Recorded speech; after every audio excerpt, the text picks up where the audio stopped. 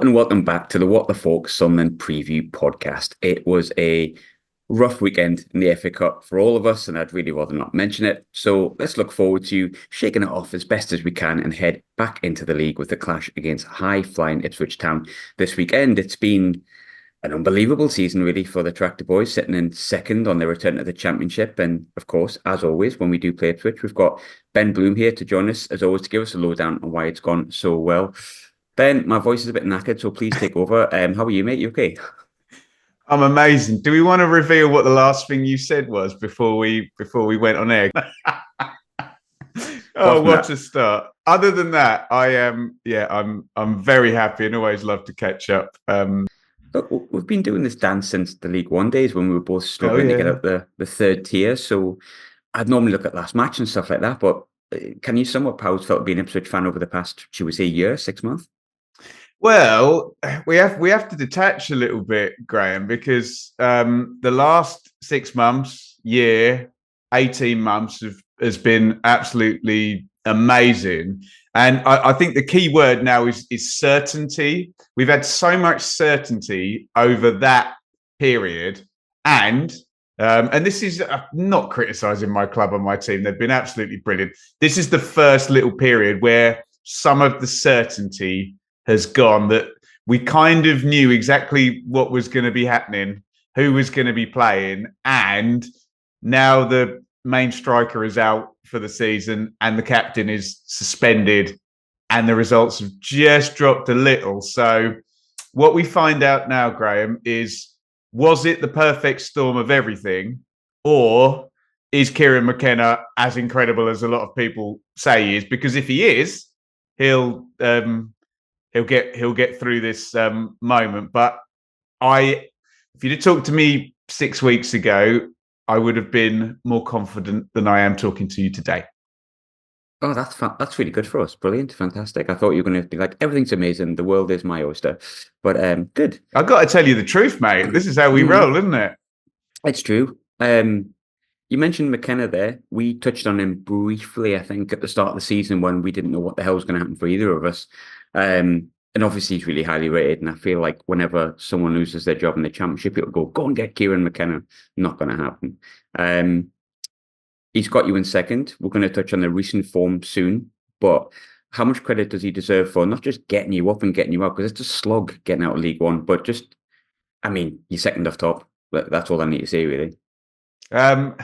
Pretty much all the credit, I think. Obviously, the ownership, you know what it's like. You were just a giant club in League One terms. We have these kind of weird, conversations about big, giant. I think Ipswich is a big club at League One size, isn't it? And obviously with the history and whatnot. But we were well funded, put it that way. Wait for the accounts to come out, and I think you'll find out that. But you still need someone to knit something together, and we just saw the credibility of what he did in League One, if this makes sense, Graham, by what then happened in the Championship. Because if you come up, like Plymouth were magnificent, weren't they?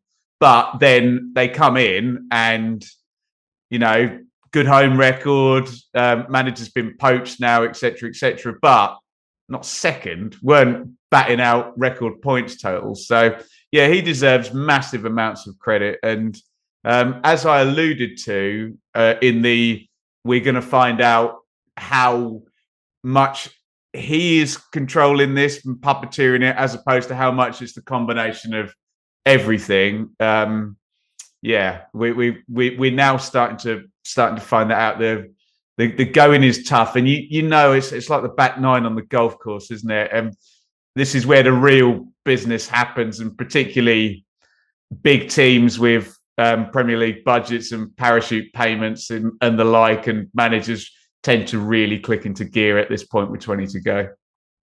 I think the most interesting thing for me with Ipswich, and you could probably say that Sunderland did the same, but I feel like the players that, 'cause I was going to ask how you've adapted so well from League One towards the Championship with roughly the same squad. And when I look at Sunderland, we did the same, i.e., we had Patrick Roberts really stepped up, and Jack Clark is still stepping up. But I feel like the likes of Patrick Roberts and Jack Clark were always having the potential to be a top end championship player when we got them, and that's what you hoped, and that's what it worked out as. With all due respect to Ipswich, when I look at Wes Burns, for example, I remember a League One player, and I didn't think his 70 potential. grand from Fleetwood, yeah? Yeah, exactly. He played for Fleetwood. Like, and I'm not saying he is a terrible player, but I've never seen his potential as being as high as it is. I've always been a big fan of Nathan Broadhead. I wasn't sure whether he was automatic promotion material in the championship. I thought he might be a good championship striker. But why is it Ipswich have transisted so well and so quickly with a bulk of the squad that essentially for a couple of seasons were struggling in League One at various different teams? It's just continuity, isn't it? They did exactly the same things they did in League One, and we got to the run-in last year in League One, and Ipswich just went into like when Usain Bolt broke all those world records, you get to about 60 meters and just go into hyperspeed. That was what we did last year, and all the numbers said it. It was so dominant, and that was the foundations for the first half of this season. And I mean, you're totally right. We do that, don't we? We look at individual players and okay. Especially when you look at Leicester, Leeds and Southampton, you can go 20 million, 30 million, 40 million, blah, blah, blah. But what I hope the first half of the season, and whether we're now getting the crushing reality of what's actually going to happen, but what the first half of the season proves is that if you do have stability, you keep the same manager for more than 18 months, you keep the same pattern of play and build on it, and that pattern of play is good. That's been the sort of secret to it. And I was really pleased to hear Daniel Farker before Leeds beat us 4-0, but said they play in a unique way, and to hear someone like him say that is kind of gratifying to me, because as much as we're invested, we're laymen, aren't we, Graham? There's things that these managers are doing that we're not picking up on because we're not professional football managers. And it was lovely to hear him say that with 2 championship titles in his trophy cabinet.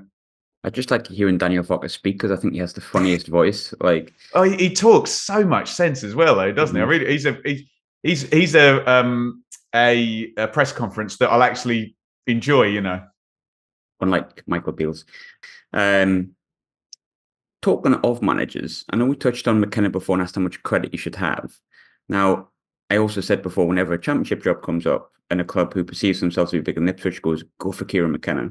I honestly think if he continues the projection, he's going to get a Premier League job, let alone championship. But one thing I actually don't know about Kieran McKenna is style of play outside of he's possession-based and he's quite forward-thinking. What is it that he's brought to Ipswich in terms of like his tactical nous, and how come no one's picked it up before when he was a youth team manager, academy manager at Man United? I mean, it's hard to say in terms of why it hasn't been picked up before. In defence of Manchester United, a sentence nobody ever says, but how would they have known, what they had kind of sat there? And you just never know, do you, until it's rolled out in a first team experience. But what he brings is, and I don't want to come out with the David Brent management cliches, but it's true, this process thing and this repetition, and that you'll never beat the accruing of just marginal gains over and over and over again. So there's that, and I think that has, if you see the trajectory of the team, I think that's evidenced in the sort of points totals and the performances trending up the way they have.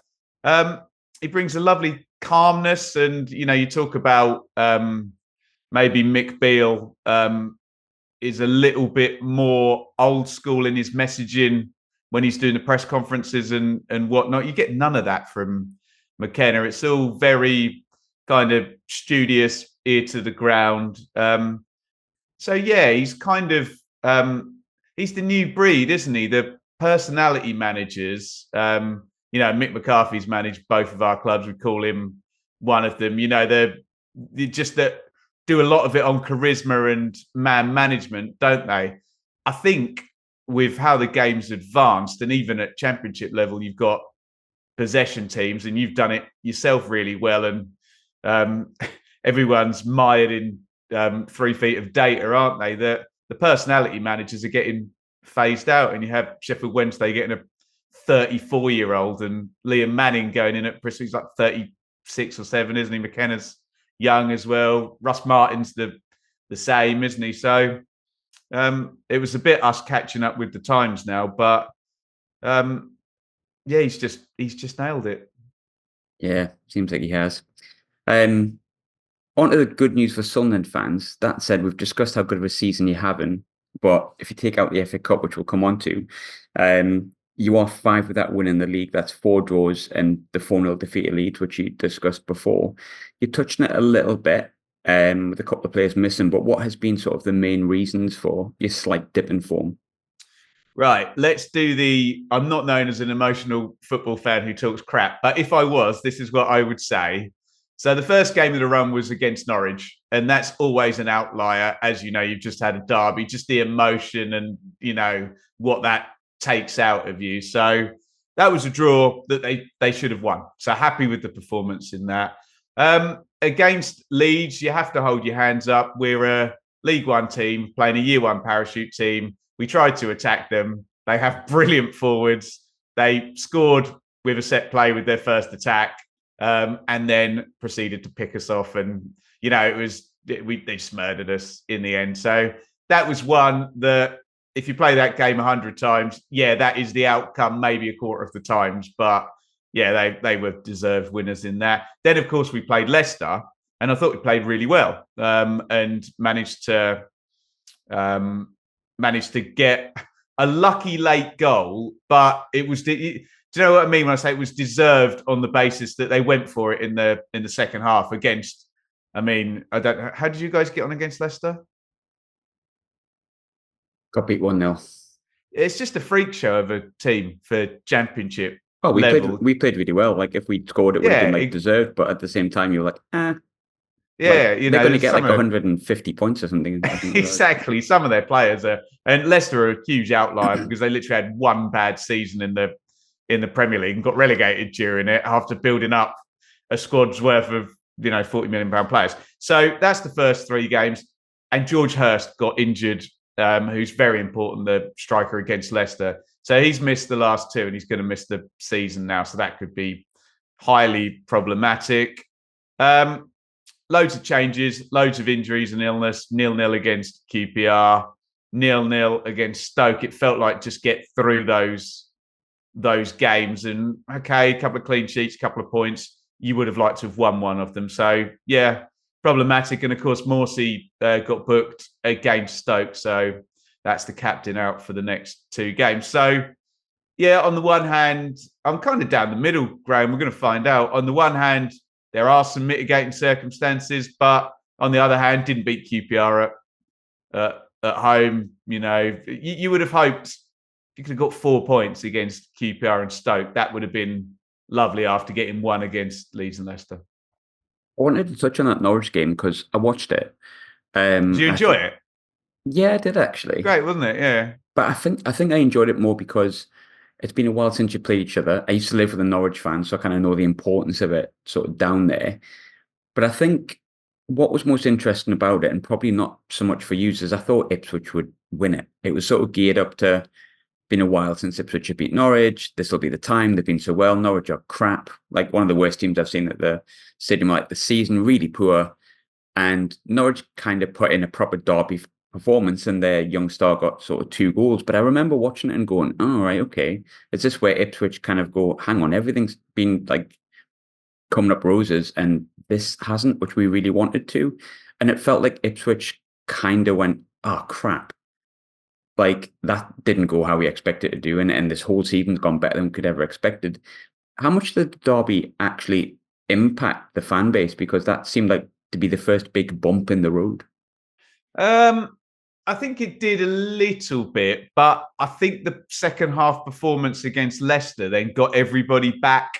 So I would agree with your theory. And I just remember the week before we went to Middlesbrough and won, really good performance, and then we went to Watford. And I remember going on a Watford show after that. We won that game, and I said it was a coin flip game. And for the last 6 months, every coin flip game, Ipswich have won. So, you're right that was the first time, because you watched the game. We could genuinely have been 4-0 up at half time. They have a brilliant young player who had 4 touches in our penalty box and scored 2 goals. So the game went pretty much perfectly for Norwich, didn't it?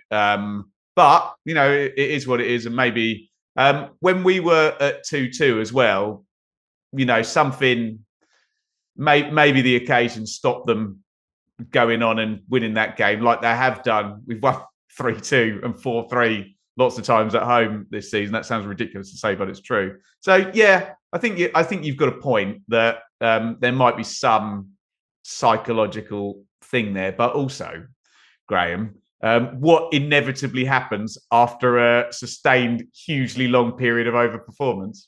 Always. There's always going to be a regression to the mean, isn't there? Yeah, and that's what I wanted to ask. When you come to, our season last season wasn't as impressive as Ipswich's this season, but that's not you kind of came late, didn't you? Yeah, it started well, bit of a sticky middle because of certain reasons with strikers and whatnot, and then came back really strong. But I remember when we started really well, and I think we got beat off Norwich at home, who at the time had Cantwell on the bench and Pookie on the bench. And after you've been years in League One, you kind of went, oh, well, we should have probably won. I think we hit the bar 3 times. But there was always a point where I felt in Sunderland season, we wouldn't be 4th the whole season. Then we dropped a bit and I was like, oh, okay. And then we came back quite strong. You've had a better season than we had last season, no doubt about that. But was there always a feeling that there was going to be a difficult point within the season? It's not like an unexpected 5-game run where you haven't won games. This hasn't come out of the blue. Was there always an expectation that this might happen at some point? If you're as kind of long in the tooth as I am, then yeah, of course. Because if you wind it back, Graham, what you're essentially asking Kieran McKenna to do is bang out, basically. And I think you're going to need 95 points probably to finish second this season, aren't you? It's looking kind of that way, like it was in League One for both of us guys. So you're basically asking him to score 200 points in 2 years, basically, across 2 divisions, having been promoted. And that's not even with the conversation about the hierarchy in the Championship and how dominant the parachute teams are. And unfortunately for Ipswich, looks like we're going to get a year where they're probably going to be the top 3, aren't they? The year 1 parachute teams. And Graham, a poker player can sometimes play his hand perfectly and not win. And I think that's kind of where my psychology is. You're looking for Southampton to crap the bed in the last 10 games, basically, if you look at the fixtures from an Ipswich point of view. But yeah, when you've been winning for a year, no, of course you don't. Well, we're going to fall off soon. You're like, this is brilliant. You will never work in a place like this ever again. Fact. But it will drop off inevitably, especially when you've gone up a division. So yeah, it's easy to say with hindsight, but let's just hope they can right it, and we will do well not to finish in the playoffs. That would have to be a hell of a drop off with the points on the board. So yeah, you don't know, and if someone can take out the year 1 parachute team that's inevitably going to be in there, you've got a chance. I always found it funny that we beat Southampton 5-0 this season. I'm like, I forget that happened. Yeah. It's like what a mental season and a mental division. Would I change it? Yes, probably for my own benefit. But I'm sure the neutrals wouldn't. When you get them in the playoffs, yeah. Yeah. Although actually, if you ask me right now, I'd probably have Southampton second behind Leicester. But hey, like I said, the way the fixtures stack up, if they don't give themselves a big lead, Leeds v Southampton on the last game of the season could be fun as well, couldn't it? Oh, I didn't even realise they were playing each other. Jeez.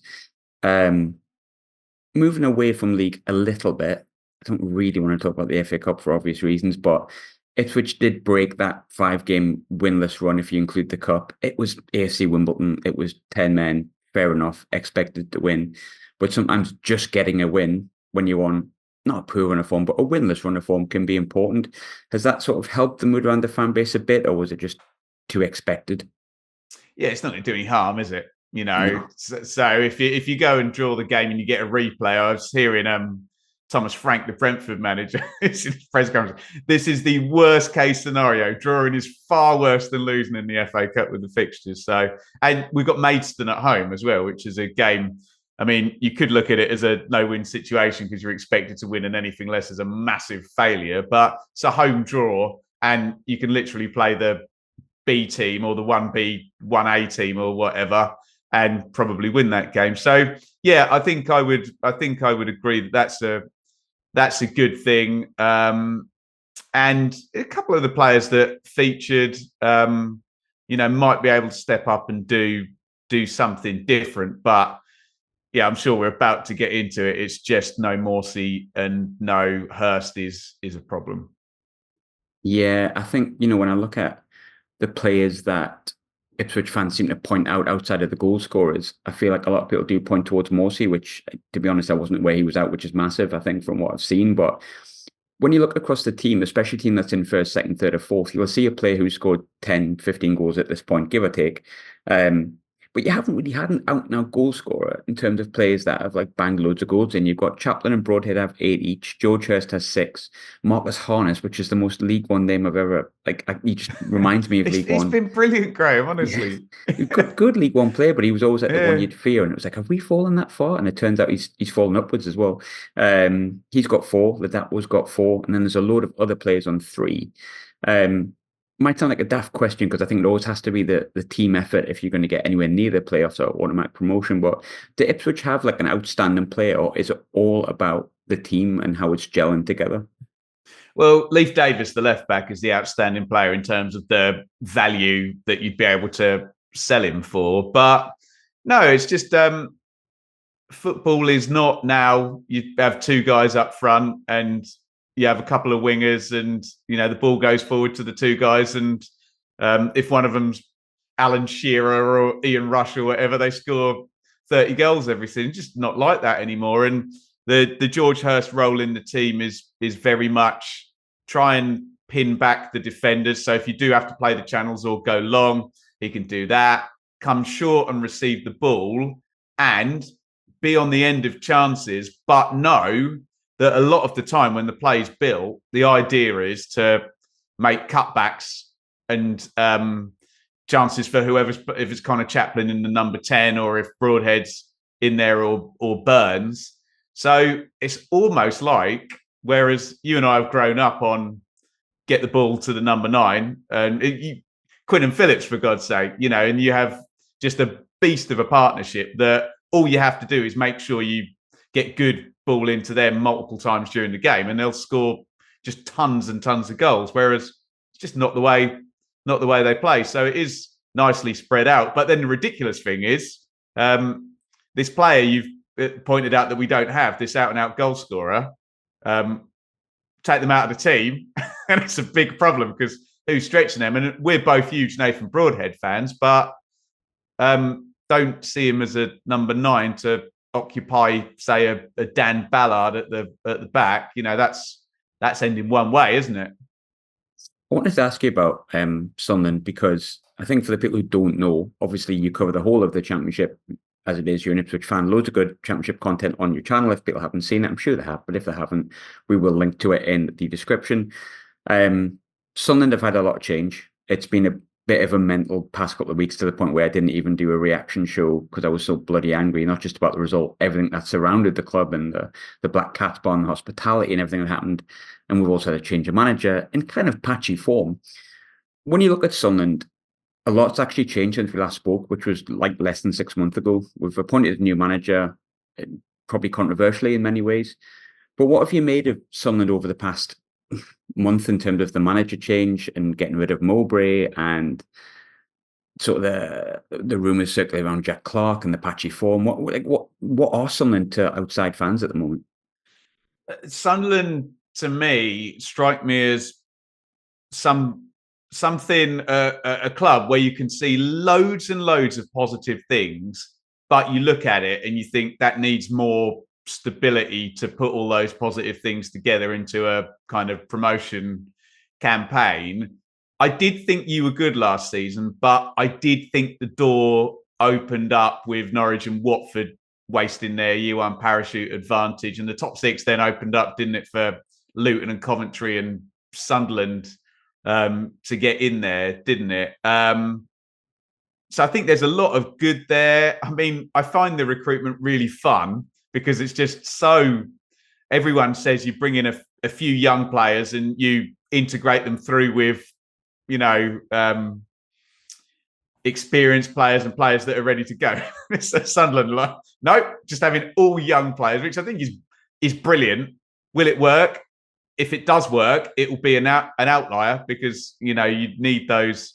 But they might kind of all come up together and get that experience together.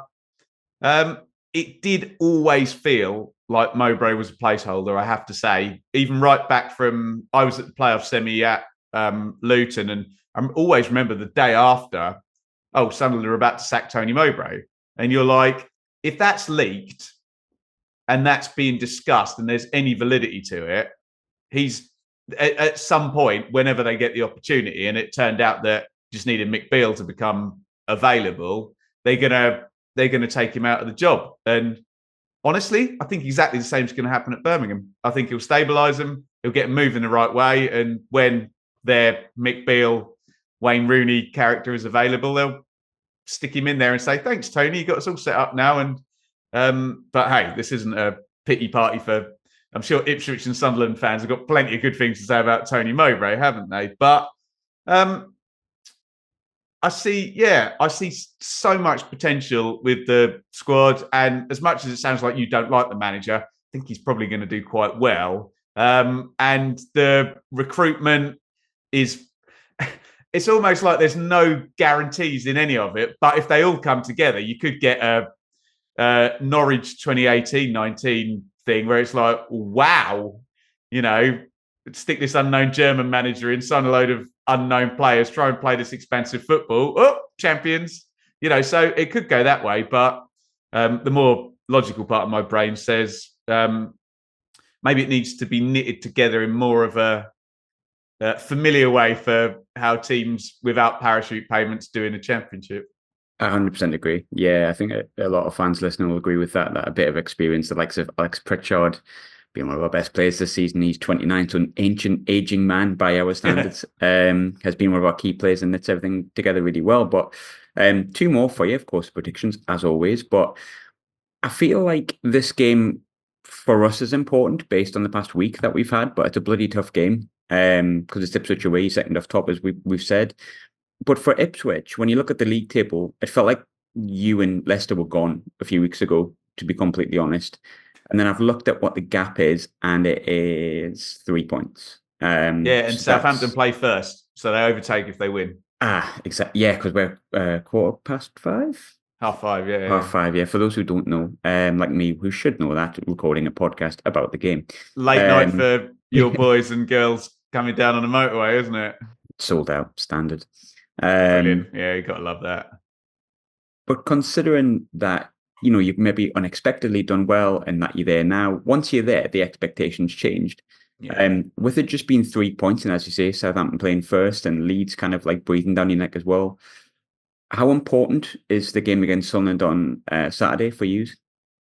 It's vitally important if we win it, isn't it? But yeah, the expectation, of course, goes up. But anybody who's studied the Championship in any way whatsoever surely knows that if a team promoted from League One, and I'm not exaggerating this for hyperbole, Graham, finishes within 25 points, if you assume a parachute team year one is going to get 90 points and you're going to get 65, that's a good season. So that would have been my expectations going in, and they've just obviously blitzed those. And yeah, might just be a case of hang in there and hope for somebody else to fall off and go on a terrible run. But yeah, full stadium. Sunderland's a great club, like you say, with the always sold out away end. And God, even the colours, even the red and white stripes, and that is going to look great on TV. So it would be a big game to win. But I've gone for the I'm not sure both teams to score Desmond 2-2 prediction, I have to say. Graham, what say you? I don't think I've done this season. I think we'll get nicked 2-1. But I think it'll be really similar to the start of the season. Broadhead's going to score, obviously. And I felt like opening day of the season, I felt like we were the better team. You were. Yeah, that was an outlier. It sounds like I'm making excuses. I wouldn't use that game as evidence because it was so silly, wasn't it? With the 20-minute stoppage time we played to 110 minutes or something ridiculous. And we did 13 minutes in time. That's right. That was just a muscle memory win for Ipswich, and Sunderland had 20 new players or something, didn't they? So I wouldn't read too much into that. But yeah, that's a draw. If you play that game 100 times, that's a draw 99 times, isn't it? Probably. Yeah, I think so. We had two identical goals within like weeks. I think it was Will Keane scored the same goal Broadhead scored, but it was like the deflected shot that went straight past the keeper. So, but Ben, always good catching up, mate. I wish you no luck on Saturday, of course, as I never ever have. But where can we find your stuff? Because obviously you don't just cover Ipswich, you cover the whole of the Championship. Loads of people watch it, but if they don't, I would really recommend them doing it. And I'm not just saying that because I like you; it's because it's good. So it's the Benjamin Bloom Football Channel for the whole thing. But I'm going to be very humble here and say I'm a host on the Blue Monday podcast. And we'll be reviewing the game on Sunday at 8 p.m. And we know you have a massive fan base, Sunderland. So we'd love to see some of those in the live chat. It is grown up. If you're going to come and boo, hiss and play pantomime tribal football fan, then please don't bother. But if you listen to Graham's content, you're probably a little bit more intelligent than that anyway. But yeah, we'd love to see some Sunderland fans. So yeah, that's the Blue Monday podcast on Sunday night at 8 p.m. live on YouTube. I never go live, don't trust myself. For obvious reasons, as we pinpointed in this show. Ben, thanks very much. Good to see you, mate. Legend.